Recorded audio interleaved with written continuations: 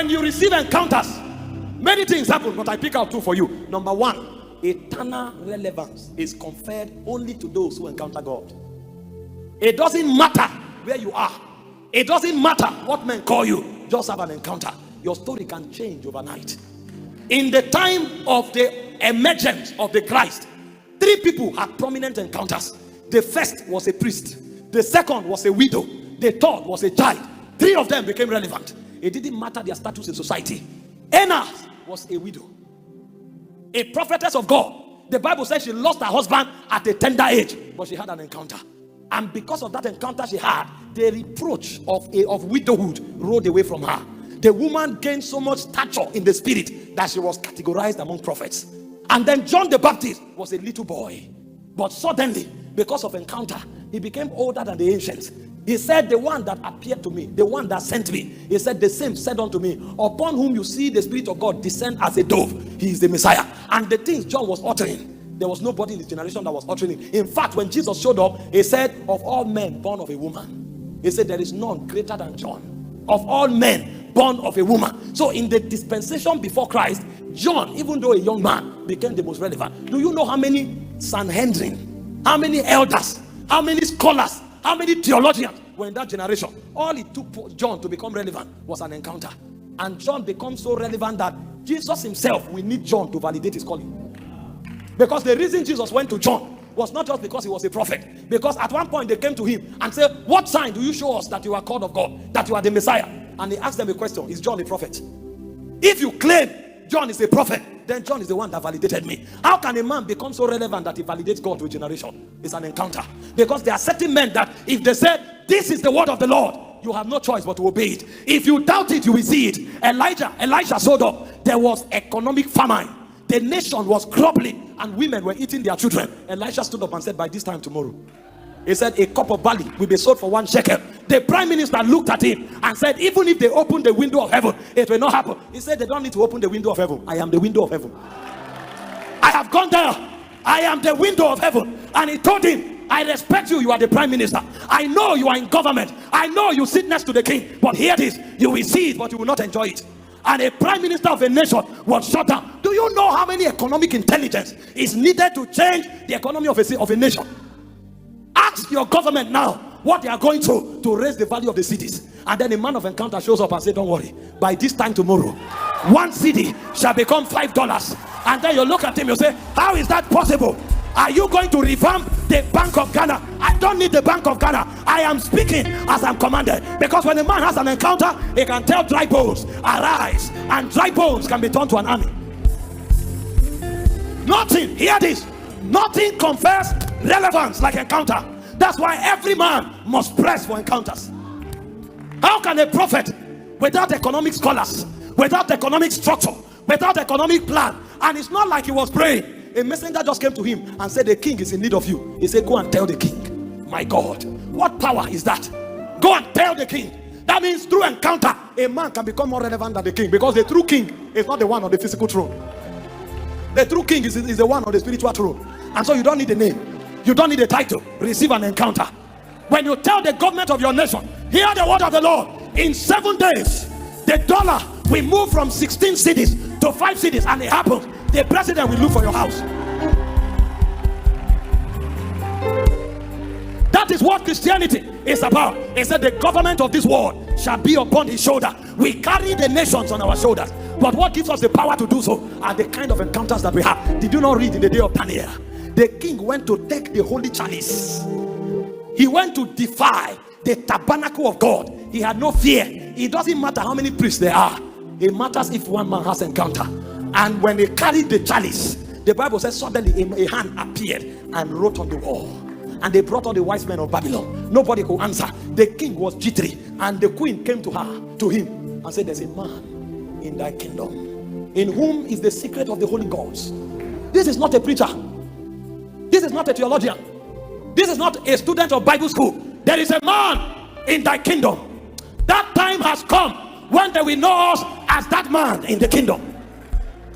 He said, light and understanding is in this man. Excellent spirit is upon him, and he has the power to explain hard sentences. And the king, in his helpless and vulnerable state, began to look for those who have encounters. You know, once upon a time, when the king has a dream, Daniel will need to go and pray.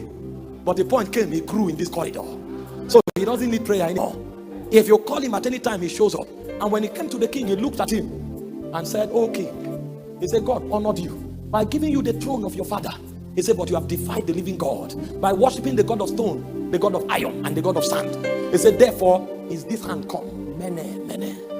The first thing is that, how did he understand that language? Because until he came, nobody could read it. Because that's not the language of men. That's the language of angels. The man was living in another ecosystem. He dwelt in another reality. Mene, mene. He said, "Take care of our sin." After reading it, they were still ignorant. Because there is a knowledge you cannot have, even if you go to Harvard. There's a knowledge that is in the scrolls of eternity. The power to rule a nation is not with Harvard, it's with Zion. He said, "Behold, you have been weighed on the balances." That was the first time we knew that there is a scale in the spirit where they weigh men. Because your weight on earth may be 80 kg. In the spirit, your weight may be 1 kg. And so actual weight is not measured in time. It's measured by your accuracy in the spirit. He said, "You have been weighed in the balances and you have been found wanting." He said, "Therefore, tonight." I love the way this man changed things in 24 hours. One said the whole economy will change in 24 hours. Another one said tonight, the strongest government in the world, he said, "You will be overthrown." And as if it was a joke, that night the king fell. Because one man came from another realm. One man came from another height. How can demons torment your family? How can your nation be in darkness? The problem is not with the government. We are the men of encounters. Where is that man that can call the Minister of Defense and tell him by 2 p.m. on Thursday there will be an attack in the National Assembly? Do this, do this, do this. The army will have no inclination, but there's somebody who guards over the city in the spirit. Did you not read when Paul was entering Damascus? Jesus appeared to him and said, "You can't enter the city. There's a gatekeeper called Ananias. Until he permits you, you can't enter." And so the defense system of a nation is not the army, it's the prophets.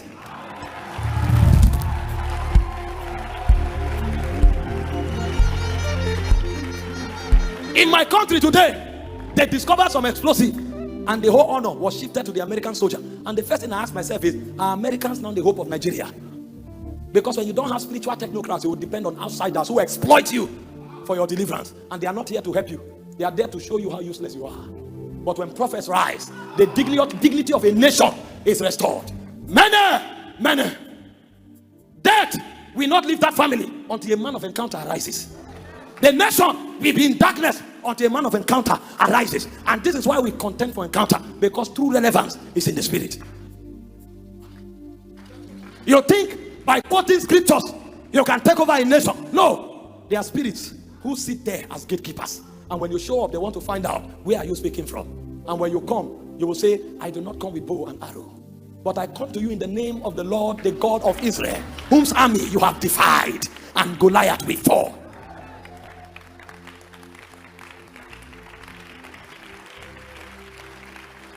Most of you are still seeing your disadvantage. Come up hither. There's a mantle on your life. There's a garment on your life. The great men were not advantageous in the flesh. They found themselves in the spirit. Because on the ear of David is the armor of many warriors. There are many armors in the spirit, but who can ascend the mountains of God? There's an encounter waiting for you, but you have not built up in the spirit.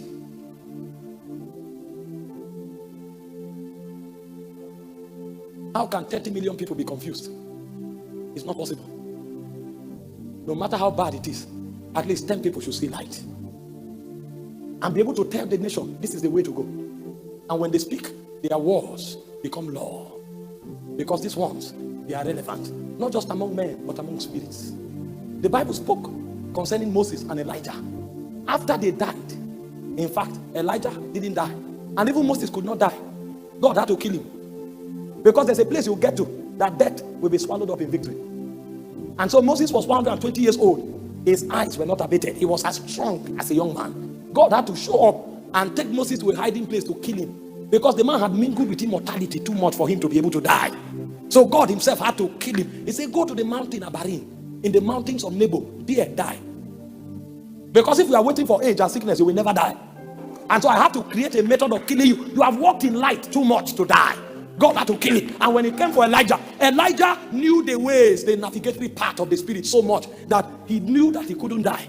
And he also knew the day he will live. And he did not just know the day, he knew the spot where he will live. And so he was manipulating Elijah. He entered the city. He said, wait for me here. He said, as surely as the Lord liveth, I will not leave you today. And suddenly, the same thing God did for 4 million people by parting the river. One man came casually, not because he was escaping from Egypt. He struck the water with his mantle. The water parted. You know what that means? In the eyes of God, one man can be superior to 4 million. And when the water parted, Elijah came to the spot. He knew. He said, what do you want? What a way to live. What do you mean? What do you want? Because like Paul, he knew his assignment was over. Paul said, I've run my race. I've finished my course. I checked the blueprint. There's nothing written anymore. I've come to the last full stop. I read my own biography in the spirit. This is the end. He said, there remained for me a crown of life. He didn't just know the end. He knew the reward. Why you are hoping that God will give you a reward? Another person is defining his own reward. In Zion, I'm a king. I have a crown of life. And Elijah came there. And he said, what do you want? He said, I want a double portion. I said, you have asked for a hard thing. But if you see me when I'm taking where? What do you mean taking? Taken to where? By what? But that's a man who dwells in another civilization talking. And while he was yet speaking, the Bible said a chariot of fire ran in between them and the whirlwind carried him. He knew where he would be carried from. Those are men of encounter. And the point I'm making is they were so relevant that even after death and after they were carried from earth, God had to prophesy that Elijah will come again. The world will still need him. So there are men who don't live one lifetime. There are men who live many lifetimes. Because if they don't come back, there will be a gap in the earth. And so Elijah will have to come again. And so when Jesus was on the Mount of Transfiguration, the Bible said Elijah and Moses stood with him. And they were telling Jesus what he will do in Jerusalem. So men will tell God what he should do.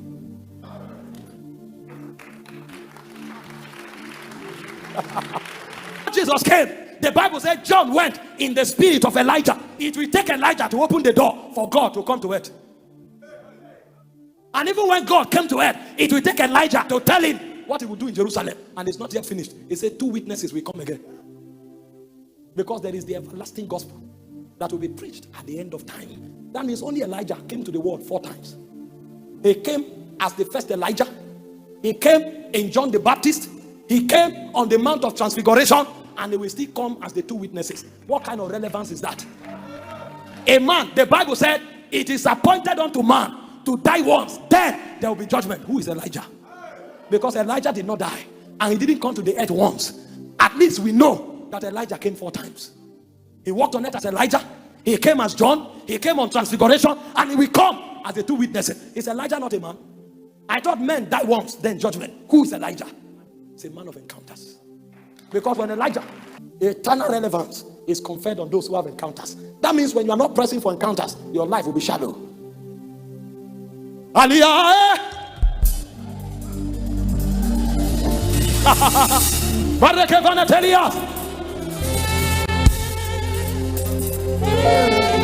Our world is mundane. Find out how we brag. I have a PhD from Harvard. And so what? What does Harvard PhD give you? A better job opportunity. That's the best it gives to you. Is it not men that taught you? There are those who are taught by the elders of heaven. John said, I heard a voice in Revelation 4:1. Come up hither. When he came up, he said, I saw a book open. And he said, one of the elders said unto me, weep not. While you are bragging with godless lecturers from Harvard, some men are taught by elders in Zion. We don't know what to brag with. I have a doctorate degree. I've lived in the United Kingdom. I've lived in Tulsa. That's somebody's village. But we brag with mundane things.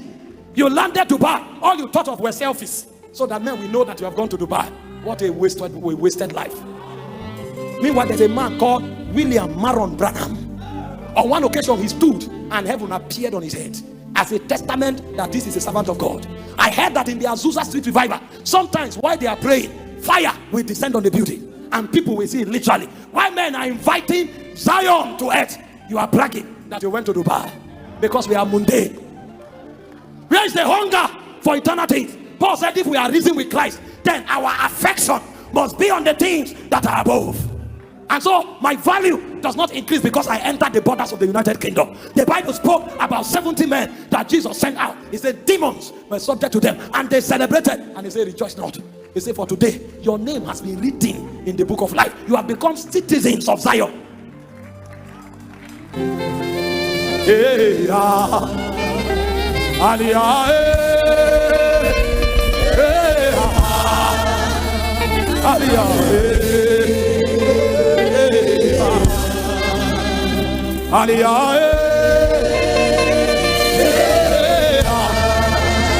Barakata, Betekalila, Ayanda Sariga, Barakata Sera, Mantekiva, Revanakila, Barakada.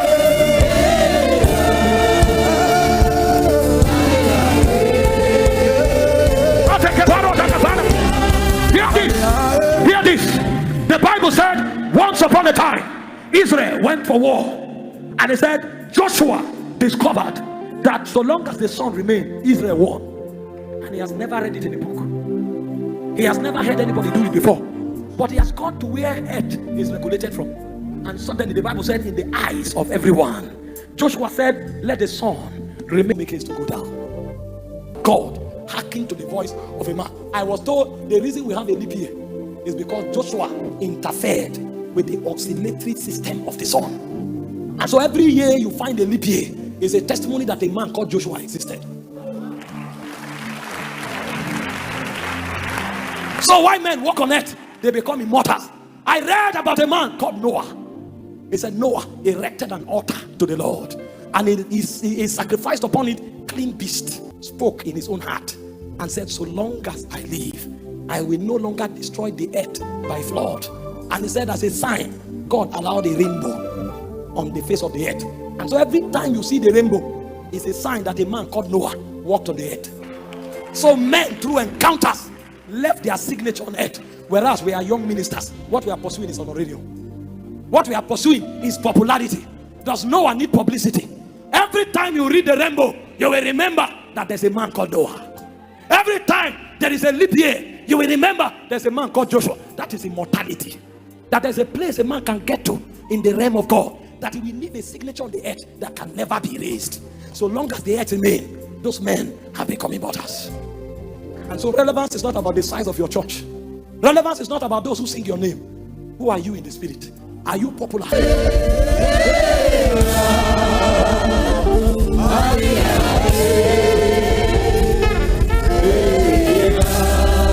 In 1 Samuel chapter 7 verse 12, it said the army of the Midianites were oppressing Israel. And he said Samuel took a stone. How did he know? Who teach these men? Who are their teachers? How do they know these things? He said he set up the stone and poured oil on it and called a stone Ebenezer. A man baptized the stone, called the stone a name. And the Bible said from that day, he said the hand of God, the land that the Philistines took, Israel reclaimed it. He said number 2, God was against them all the days of Samuel's life. And number 3, the Philistines no longer came against Israel. One man became an army. How did he know? That means the things that constitute our advantage, they are not earthly. All our pursuit in the flesh is a distraction to our destiny. Men who have understanding, they contend for encounters. We give ourselves bogus titles: prophet, apostle, governor, evangelist, pastor, elder, teacher. But we cannot move things in the heavens. And every day we keep quoting men that have gone to rest. Whereas the challenges of our generation is awakening us to responsibility. I speak over somebody. The hunger and the passion required to ministry is not about an early discipline. Imagine the way widows were known. He said widows received their dead back to life. Women were powerful in the realm of God, that they received their dead back to life. And it became normal that they generalized it. In our world today, you can count those who raised the dead. But this is a generation where it was a normal thing among women to raise the dead. What did they know? What was the hunger in their spirit? What defined their pursuit? We have stories. And so you didn't come here for a message. You came here provoked for an encounter. In the next 2 minutes, the fire of God will fall here. And so I want to give you the opportunity to pray in tongues as desperate as you can ever pray for the next 1 minute.